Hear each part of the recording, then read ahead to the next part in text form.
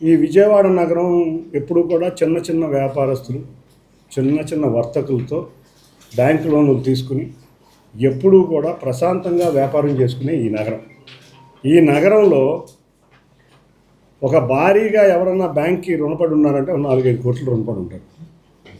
కానీ ఈ నగర చరిత్రలోనే అతిపెద్ద భారీ కుంభకోణం మీ చేతికి పేపర్లు ఇచ్చింది.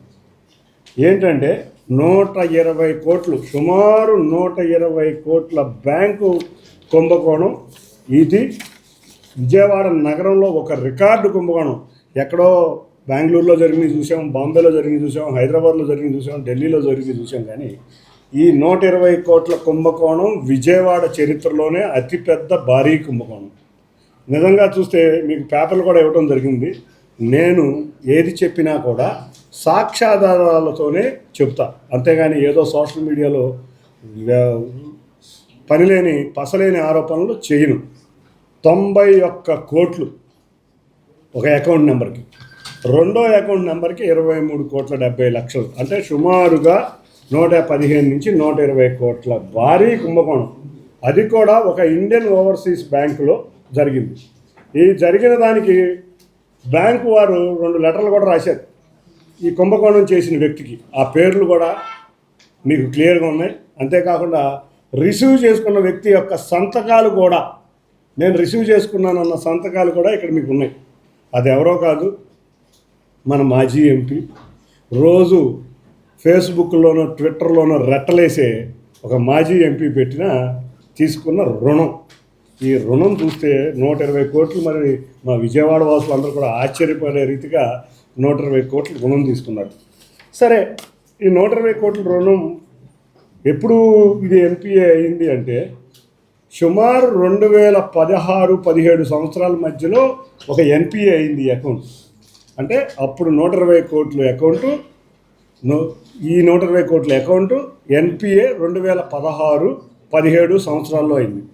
కానీ ఈ కుంభకోణానికి ఎవరెవరు సూత్రధారులు, పాత్రధారులు ఉంటారు కదా. బ్యాంకు నిజంగా చూస్తే ఇవాళ అది ఒక నేషనలైజ్డ్ బ్యాంకు, అంటే ప్రభుత్వ ఆధీనంలో ఉన్న బ్యాంకు. ఒక రైతులకి రుణాలు ఇస్తారు. నిజంగా చూస్తాం, పాపం రైతులు నిజంగా పొలంలో కష్టపడి రుణం తీసుకోవడానికి, రుణం ఇవ్వడానికి నేను కూడా చాలా బ్యాంకులకి చాలామందిని మా రైతులకు రుణం ఇవ్వమని పంపిస్తా. రుణం ఇవ్వడానికే ఇబ్బంది పెడతారు. రుణం ఇచ్చినాక వాళ్ళు 2 ఇన్స్టాల్మెంట్లు కట్టలేదంటే వాళ్ళు పొలాన్ని నాక్కోవడానికి రిప్రజెంటేటివ్ని పంపించేస్తారు బ్యాంకు, అది 2వ ఇన్స్టాల్మెంట్కి. కానీ పాపం మా రైతులు బ్యాంకు వాళ్ళు వస్తున్నారని చెప్పి సిగ్గుతో ఆత్మహత్య చేసుకున్న రోజులు చాలా ఉన్నాయి. బ్యాంకు 3వ ఇన్స్టాల్మెంట్ కట్టకపోతే సీజ్ ప్రొసీజర్ ఉంది. మరి ఇంత బడాబాబులు, మరి 120 కోట్లు ఎన్పిఏ అయిపోయి 11 సంవత్సరాలు అయిపోయినా కూడా బ్యాంక్ అధికారులు పట్టించుకోలేదంటే బ్యాంక్ అధికారులు ఎవరితో లాలూచి పడ్డారు? బ్యాంక్ అధికారులు మీకు ప్రశ్నిస్తున్నా, ఇది ప్రజాధనం కాదా? ఇంకో విషయం వస్తే, ఈ బ్యాంకుకు పెట్టిన ఆస్తులు మీరు తనఖా పెడతారు కదా లోన్ తీసుకున్నప్పుడు. ఈ ఎంపీ గారు ఉండే సొంత ఇల్లు, ఈ ఎంపీ గారు మాజీ ఎంపీ గారు ఉండే సొంత ఇల్లు, అంతేకాకుండా ఈ మాజీ గారు ఉండే హోటలు, ఎవరైతే తన మిత్రుల్ని, స్నేహితుల్ని, సన్నిహితుల్ని పెట్టి విందులు చెందులు చేస్తూ ఉంటాడు విజయవాడలో హోటల్ పెట్టుకుని, ఆ విందులు చెందులు చేసే హోటల్ కూడా బ్యాంకు వారి ఆధీనంలోనే ఉంది. అన్నిటికన్నా ముఖ్యంగా ఇతను నాకు రతన్ టాటా గారు చాలా ఆదర్శవాది, నాకు గొప్ప మిత్రుడు అని చెబుతూ ఉంటాడు. అదే రతన్ టాటా వారిని కూడా ఆయన మోసం చేశారు. అది కూడా మీకు ఎగ్జిబిట్ ఇవ్వడం జరిగింది. బ్యాంకులో ఉన్న ఆస్తిని మీరు చూస్తే 6వ నెంబర్ ఎగ్జిబిట్లో బ్యాంకులో ఉన్న ఆస్తిని ట్రెంట్ లిమిటెడ్, అంటే వెస్ట్ సైడ్ అనే ఒక కంపెనీ, టాటా కంపెనీస్కి ఈ ఆస్తి ఎవరికి తాకట్టు పెట్టలేదు, ఎక్కడా లేదు, ఇది నాదే అని చెప్పి వాళ్ళ దగ్గర కూడా అప్పుగా 3 కోట్ల పైన తీసుకున్న రిజిస్టర్డ్ డాక్యుమెంట్, ఈ ఆధారాలతో కూడా పెడుతున్నారు. అంటే బ్యాంకులో తనఖా పెట్టిన డాక్యుమెంట్ని రతన్ టాటా కంపెనీ అయిన వెస్ట్ సైడ్కి, ట్రెంట్కి నేను ఎక్కడా కూడా పెట్టలేదని చెప్పి వాళ్ళ దగ్గర 3 కోట్ల రుణం తీసుకుంటమే కాకుండా ప్రతి నెల వాళ్ళ దగ్గర నుంచి 20 లక్షలు, 17 నుంచి 18 లక్షలు రెంట్ కూడా వసూలు చేసుకుంటున్నాడు.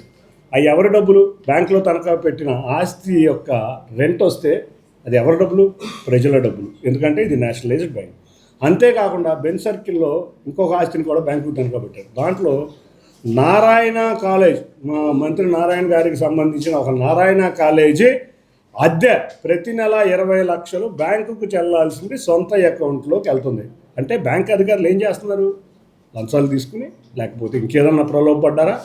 పడి ఈ రెంటుల్ని బ్యాంక్ అకౌంట్కి వెళ్లకుండా వెస్ట్ సైడ్లో 17 లక్షలు, 20 లక్షలు, ఇది ఒక్క రూపాయి ఆ రోజు నుంచి ఈ రోజు వరకు కూడా ఈ తనఖా పెట్టిన ఆస్తుల్లో రూపాయి కూడా బ్యాంకుకి అందలేదు.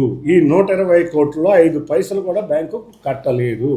కాబట్టి ఇంత భారీ కుంభకోణాన్ని జర్నలిస్టులుగా నేను మీకు బాధ్యత 3-4 ఎగ్జిబిట్లో ఆయన తనఖా పెట్టిన బ్యాంకుకు తనఖా పెట్టిన హోటల్ కానీ ఆయన ఆస్తులన్నింటినీ కూడా 3-4 ఎగ్జిబిట్లో వివరించడం జరిగింది. అంటే ఈయన దగ్గర ఉన్న ఇల్లు కానీ, ఈయన దగ్గర ఉన్న హోటల్ కానీ, వెస్ట్ సైడ్ కానీ, ఆటోనగర్లో ఉన్న సైట్ కానీ, ఈయనకు నారాయణ వచ్చే రెంట్ ఉన్న బిల్డింగ్ కానీ అన్నీ కూడా 2011లోనే తనఖా పెట్టి బ్యాంకుకు అప్పచెప్పారు. 2016లో ఎన్పిఏ అయిపోయినాయి. 2016 నుంచి కూడా ఈ ఆస్తులన్నీ కూడా బ్యాంకు ప్రజల ఆస్తి. ఈ ప్రజల ఆస్తికి ప్రజలకు సంబంధించిన ఆస్తుల్ని అనుభవిస్తా నువ్వు వేసుకుని తిరుగుతున్న కారుతో సహా ఆ ప్రజలు ఇచ్చిన రెంట్ డబ్బులతో నువ్వు ఉంటున్న ఇల్లు కూడా ప్రజలదే, నువ్వు ఉన్న చిందులు చేసే హోటల్ కూడా ప్రజలదే. కాబట్టి అదే ప్రజాప్రతినిధిగా ఇక్కడ నన్ను భారీ మెజారిటీతో గెలిపించిన ప్రజాప్రతినిధిగా మీ అందరికీ కూడా మీ ప్రజాప్రతినిధి నేను ఏదో వేగ్గా చెప్పలా, కాగితాలన్నీ మీ చేతికి ఇచ్చాను. మీరే ఇన్వెస్టిగేట్ చేసుకోండి. నేనేది ఫేక్ డాక్యుమెంట్ ఇవ్వను, నా దగ్గర ఆధారాలు ఉంటే ఇస్తా. కాబట్టి నేనేదో ట్విట్టర్లోనూ రెట్లేను. కాబట్టి దీని మీద ఈ భారీ భూ స్కామ్ మీద అధికారుల దృష్టికి భారీ బ్యాంక్ స్కామ్ మీద అధికారుల దృష్టికి